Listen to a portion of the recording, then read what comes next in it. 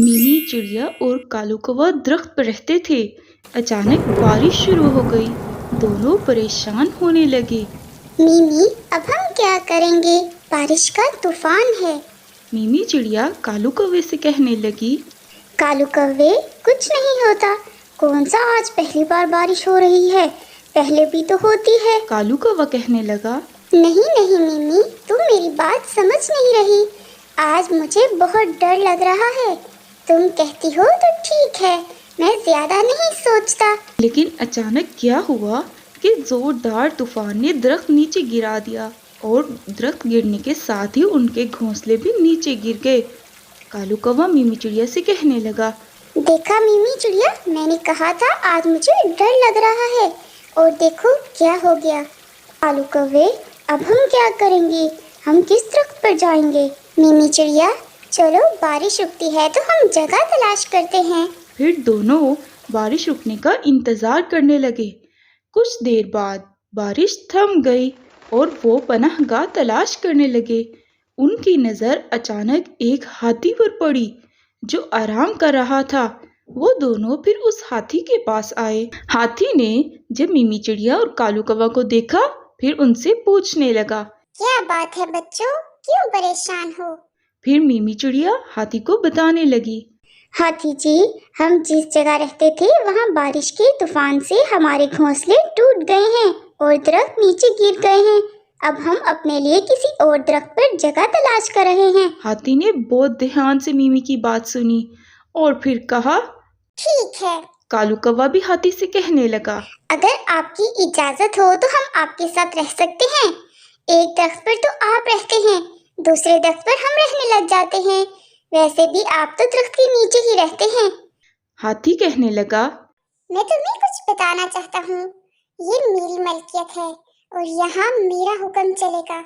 सोच लो आप दोनों, मेरी मर्जी के बगैर तुम यहाँ से कुछ नहीं करोगे। फिर मिमी चिड़िया और कालू कौवा आपस में बात करने लग जाते हैं। क्या कहती हो मिमी चिड़िया? कालू कौवे, मेरा ख्याल है हाथी के साथ रह लेते हैं, हमें भी जरूरत है। और फिर वो दोनों हाथी के पास आते हैं और उसे अपना फैसला सुनाते हैं कि वो उसके साथ ही रहेंगे। हाथी, हम आपके साथ रहने के लिए तैयार हैं। जैसा आप कहेंगे, आपकी बात भी मानेंगे। आप हमारे बड़े हैं ना? हाथी बहुत खुश हो जाता है और फिर दूसरी तरफ जाकर सोचने लगता है, आहा आहा, मजा आएगा। अब तो मैं बहुत आराम करूंगा। मेरा सारा काम ये किया करेंगे। इनके आने का कुछ तो फायदा होगा मुझे। हाथी सोचने लगा था। मिमी चिड़िया और कालू कौवा फिर हाथी के साथ रहने लगते हैं। एक दिन हाथी हुक्म देता है, जाओ, मेरे लिए फल लाओ। मिमी चिड़िया और कालू कौवा फल लेने जाते हैं। फल खाने के बाद हाथी कहता है, मेरे आराम का वक्त हो रहा है, मुझे थकावट हो रही है, मुझे दबा दो। फिर मिमी चिड़िया और कालू कौवा हाथी के ऊपर चढ़कर उसे दबाते हैं। हाथी कहता है, आहा आहा, मजा आ रहा है। दबाते रहो, दबाते रहो। हाथी फिर सो जाता है। मिमी चिड़िया और कालू कौवा वहीं थक कर लेट जाते हैं। इसी तरह कई दिन गुजरने लगे। हाथी ने मिमी चिड़िया और कालू कौवा को बहुत परेशान किया। फिर एक दिन कालू कौवा मिमी चिड़िया से कहने लगा, मिमी, मैं बहुत थक गया हूँ। हाथी बहुत काम लेता है। फिर मिमी चिड़िया कालू कौवे से कहने लगी, कालू कौवे, तुमने ठीक कहा, हमें यहाँ से निकलने की कोशिश करनी चाहिए। कालू कौवे, हाथी ने हमें बहुत परेशान किया है, अब हमारा यहाँ से जाना ही अच्छा होगा। फिर वो दोनों हाथी को जाने का कहने के लिए हाथी के पास जाते हैं। देखते क्या है कि हाथी शदीद बुखार में बिस्तर पर पड़ा हुआ है। वो हाथी को बुखार में मुब्तला देखकर परेशान हो जाते हैं। फिर वो दोनों उसका बहुत ख्याल रखते हैं। कुछ दिन में हाथी को आराम आ जाता है। वो बहुत खुश होता है और फिर वो अपने किए पर शर्मिंदा भी होता है। और फिर वो अपने उन परिंदों से कहता है, प्यारे प्यारे परिंदों, मुझे माफ कर दो।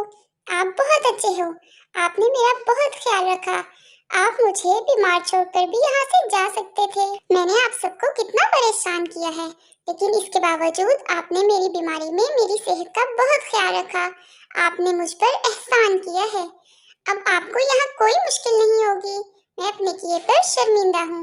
मैं आप लोगों का अब बहुत ज्यादा ख्याल रखूंगा। फिर वो दोनों खुश हो जाते हैं।